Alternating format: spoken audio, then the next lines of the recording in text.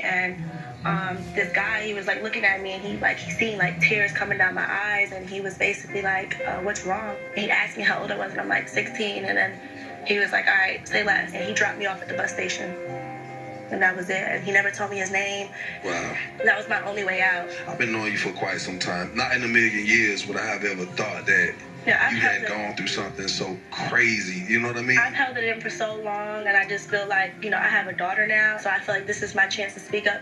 I was around Alexis through all the trafficking, and just to hear y'all stories, like, it brought tears to my eyes.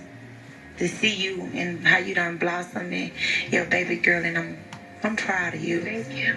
I love you. I'm extremely tired of being judged about my past and the things I've done on social media. I am not perfect, but I really feel like my past has a lot to do with the decisions that I've made, and I have a lot of hurt and pain built up inside of me. So I do things off of emotions, off of feelings, but I don't think that defines me as a person. Everybody takes time to heal differently, and I feel like that's just what's happening with me. I feel like a lot of people are scared to speak on it, like I was, but we all need to come together and do something big in the city of Atlanta. We just need to speak up. We're fighting this by ourselves, guys. Like about the shows and TV and all, they would try to take over your narrative and twist it into something that's unrecognizable and try to make you look like you're the one that's the problem, that you're that you're being in pain, the reason why you're speaking up about these kind of things. And on this show, they act like this one lady is happening to this one lady when there's millions of other black women that's going through the same thing. Notice in this video is that this is a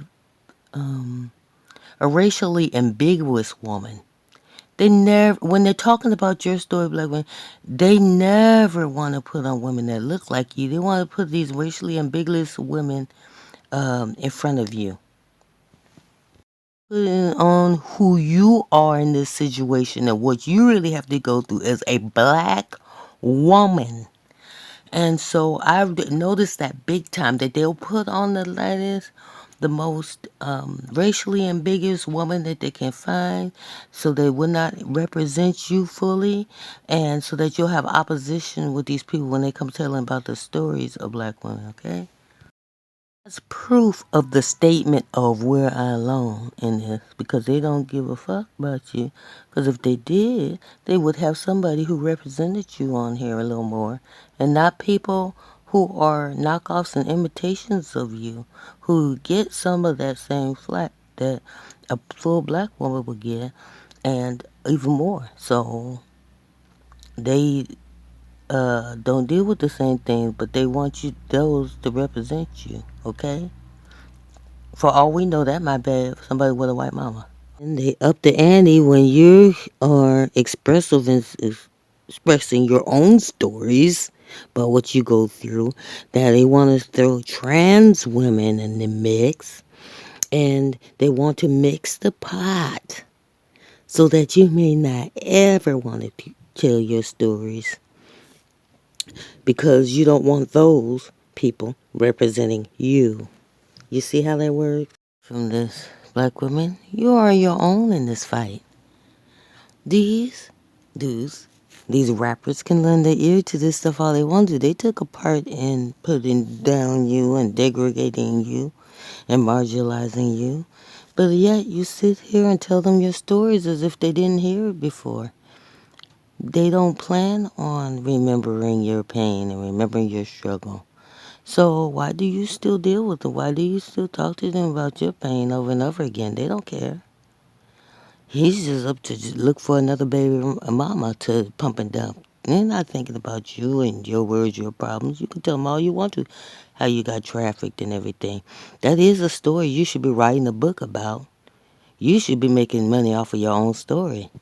Not giving it to a talk show, a TV show, so they can just twist your stories and make you look bad, make you look like they made all the wrong decisions in life, and act like there was no adults or anybody who knew better who was trying to steer you in the wrong direction.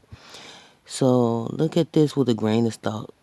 There's black women and girls who weren't raised proper, so they these predators, they see that and they come in and step in and try to take them away from their homes and then give them a dysfunctional home as well.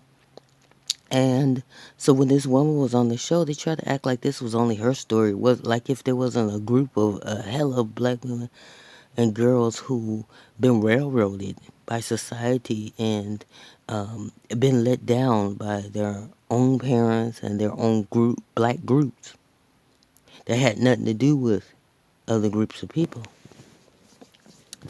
So just watch and listen in on this, okay? You'll see how they try to make it like this is the only woman that happened to.